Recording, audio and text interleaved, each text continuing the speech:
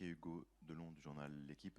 Le Paris Saint-Germain est 25e du classement de cette phase de Ligue des Champions, avec seulement 4 points. Est-ce qu'aujourd'hui, compte tenu du calendrier à venir, très difficile, vous l'évoquiez avant le match, vous considérez que la qualification du PSG pour un tour suivant est en danger? Merci. Bonsoir. Sans aucun doute.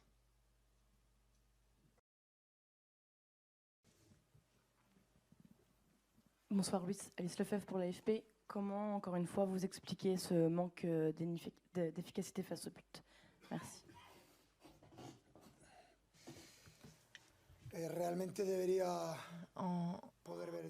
Véritablement, il faudrait que je revoie ce match pour pouvoir analyser en profondeur. Mais réellement, c'est inexplicable. Ce qui nous est arrivé, c'est durant ces 3 matchs de Champions League, les 3 matchs qu'on a joués à domicile. Je dirais que le mot qui les définit le mieux, c'est inexplicable, mais ça pourrait être aussi injuste. Bonsoir, Luis, Giovanni Castaldi, la chaîne L'Équipe. Est-ce que ces 3 matchs de Ligue des Champions, le fait que votre équipe se crée énormément d'occasions mais que vous ayez des mal à les concrétiser, ça peut un peu modifier votre philosophie sur le poste de numéro 9, d'avoir quelqu'un dont la spécificité est vraiment d'être ultra efficace, tueur devant la cage, ou pas du tout, vous continuez de maintenir le choix par exemple de Marco Asensio ou Kangin Lee au poste de numéro 9? Merci.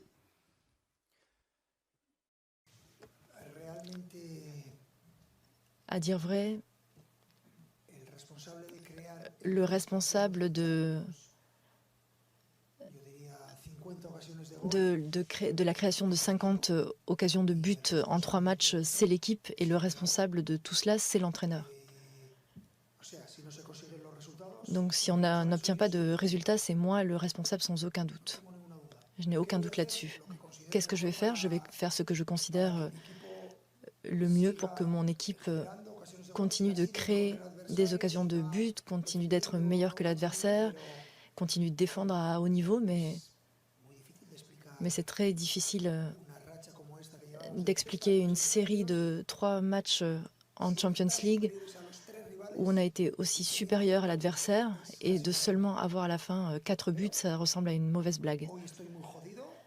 Aujourd'hui, je me sens très mal, et c'est la même chose pour mes joueurs, mais demain, ce sera le moment d'analyser le match avec la tête froide et se relever après tout ça, parce que c'est difficile avec la situation et la dynamique actuelle, mais jusqu'à la fin, on essaiera jusqu'à la dernière journée, jusqu'à la dernière minute.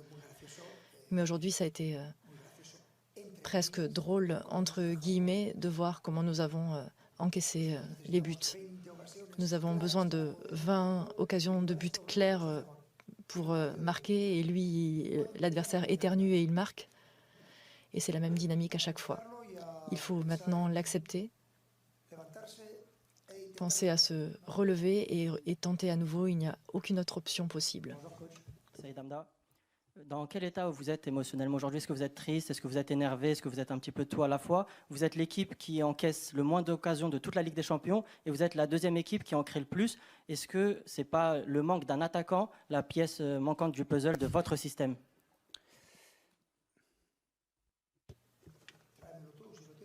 Apporte-le-moi si tu l'as, ce joueur. Cet attaquant, d'où est-ce que je le sors?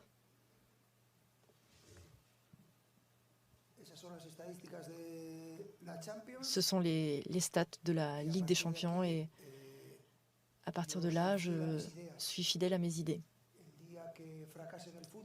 Le jour où j'échouerai dans le football, ce sera avec mes idées, pas les idées d'un journaliste ou les idées d'un autre entraîneur. Ce sont les idées qui m'ont conduit jusque-là, et ce sont les idées que je continuerai de suivre. Je n'ai aucun doute sur le fait que nous soyons sur le bon chemin dans une série qui est invraisemblable et probablement inédite, mais qui est réelle. Le football ne récompense pas les occasions de but, le football récompense les buts. Et ça, c'est sûr qu'on en est conscient et qu'on a besoin de l'améliorer, et moi, en premier lieu. C'est vrai que vos joueurs, on a senti qu'ils ont pris souvent les mauvaises décisions. Ils ont été assez prévisibles dans leurs mouvements, leurs déplacements, et attentistes en défense. Est-ce que c'est ça l'explication de la défaite ce soir? Merci. Non, vraiment, vraiment, le but est une blague de mauvais goût. Il ne s'approchait jamais de notre surface de réparation et là, il marque. Donc, évidemment, c'est une dynamique qui fait mal. Je ne peux que parler merveilleusement de mes joueurs, avec toutes les complications qu'il y a eu au fil du match, avec ce but qui nous a fait du mal, comme c'est le cas pour toutes les équipes. Et surtout, un but où l'adversaire n'a rien fait. Mais encore une fois, il faut l'accepter. Je répète que c'est le football. Il faut l'accepter. La foi de mes joueurs et la foi en l'équipe est inébranlable et je les félicite jusqu'à la dernière minute. Mais malheureusement, il y avait ce deuxième but là qui attendait tapis dans un coin et qui nous met dans une situation encore plus compliquée.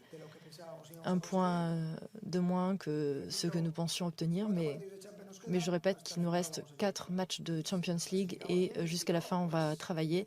Si on se qualifie, très bien. Et sinon, les mesures qui doivent être prises seront prises, il n'y a aucun doute là-dessus. Je ne travaille pas dans le monde du football en ayant peur. Donc moi, j'irai de l'avant jusqu'à la dernière minute et le jour où on ne pourra pas aller plus loin, on ne pourra pas. Mais je répète que j'ai une foi inébranlable en mes joueurs. Ils font ce que je leur demande. Évidemment, on veut tous marquer des buts, eux d'abord et moi aussi et les supporters également. Mais dans le Parc des Princes, personne ne rend les armes. Ils chantent jusqu'à la fin et nous, jusqu'à la minute 90 de tous les matchs, nous les serrons. Mais dans la série où on se trouve en ce moment, je ne suis pas sûre de vous garantir qu'on va se qualifier. C'est la situation. Les chiffres sont là et ils rendent compte de notre situation. Bonsoir coach, Arthur Perrault, RMC, tout en haut derrière les caméras. Ce soir, vous avez décidé de relancer Randal Kolo Muani. On ne l'avait pas vu en Coupe d'Europe depuis le PSV, en championnat depuis le match à Nice. Tout simplement, pourquoi avoir décidé de lui redonner du temps de jeu à partir de ce soir? Merci. En raison de la situation du match, parce que je voyais l'Atlético de Madrid encore plus refermé sur l'arrière. Donc chaque équipe utilise ses arguments et c'était un match. Donc ils ont maintenu cette ligne de 5 jusqu'à la fin et nous on a essayé d'avoir un profil plus offensif et malheureusement Randal n'a pas pu concrétiser les choses, mais j'ai aimé son attitude, j'ai aimé sa manière d'entrer sur le terrain. C'est un joueur de haut niveau, je n'ai aucun doute là-dessus. Mais ces situations-là, il ne suffit pas d'un joueur pour les changer, je te le garantis, et cette dynamique encore moins. C'est une équipe qui peut changer les choses et un entraîneur. Bonsoir, c'est marqué juste ici. Loïc Tanzi pour l'équipe. Est-ce qu'il peut y avoir un aspect psychologique pour les joueurs devant le but? Est-ce qu'on sait que plus les matchs sont difficiles, plus les joueurs ne marquent pas, plus ils y pensent, notamment les attaquants? Est-ce que vous pensez que ça peut trotter dans la tête des joueurs aujourd'hui?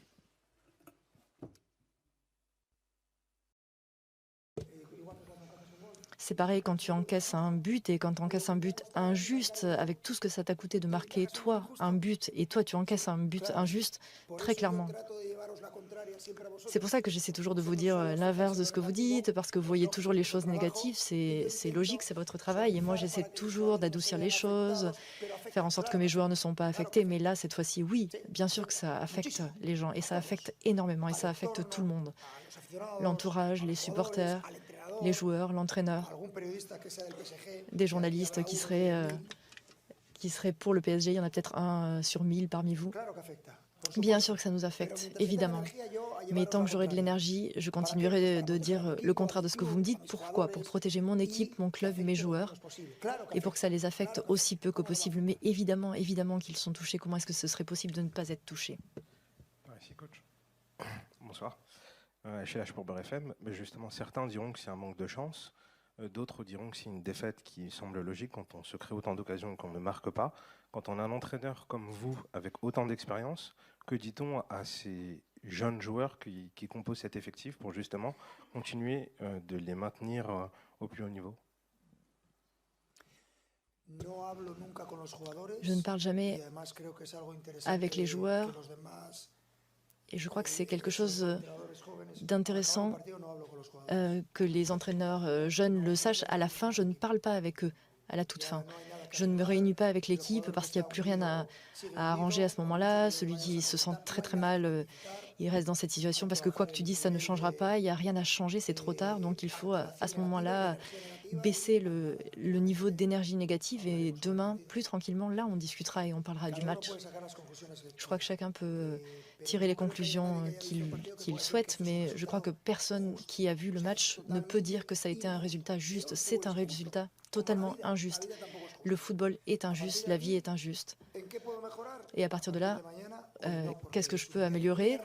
À partir de demain, on verra, parce qu'aujourd'hui, très clairement, c'est un jour de merde. Alors, demain, on commencera à penser aux choses qu'on peut améliorer, s'il y a des choses qu'on peut améliorer, et c'est sûr que oui. Car oui, bien sûr, il y a des aspects à améliorer, et on va préparer les matchs de Ligue des Champions comme 4 finales, parce que c'est bien le cas, ce sont 4 finales, il n'y a aucun doute. Bonsoir. 22 tirs, 71% de possession. Et donc, au-delà du fait que ce soit juste ou injuste, et en prenant en compte que tu sois un optimiste, quelles sont les chances que le PSG ne se qualifie pas pour la Champions?